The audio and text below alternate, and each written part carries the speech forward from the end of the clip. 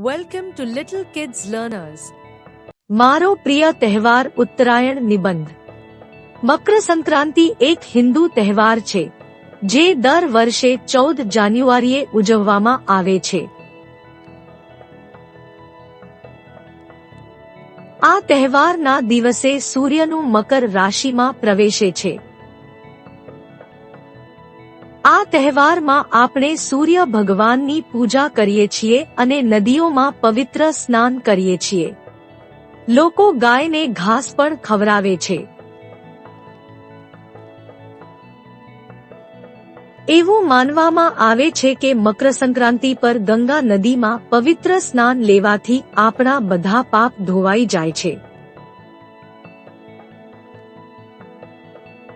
બાળકો અને યુવાનો પતંગ ઉડાવીને અને મીઠાઈ ખાઈને આ દિવસની મજા લે છે.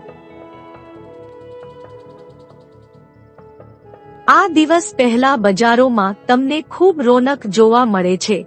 બધી દુકાનોમાં રંગબેરંગી પતંગ અને અલગ અલગ જાતની દોરી જોવા મળે છે.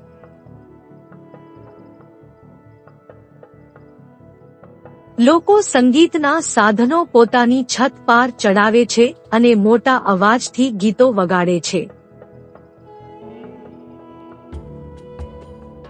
કોઈનો પતંગ કપાતા લોકો રાડો પાડે છે, જેની મજા જ કંઈક અલગ હોય છે.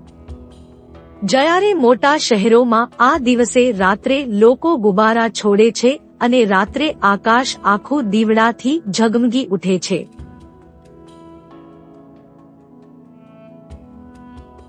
આખું આકાશ તમને રંગબેરંગી પતંગોથી ઘેરાયેલું હોય છે. તમને આકાશે રંગીન ચાદર ઓઢી હોય તેવું લાગે છે.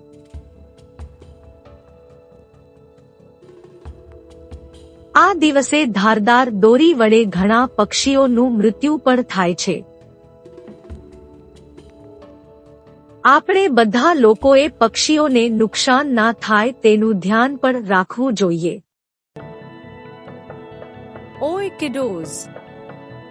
Don't forget to subscribe channel and see my other videos.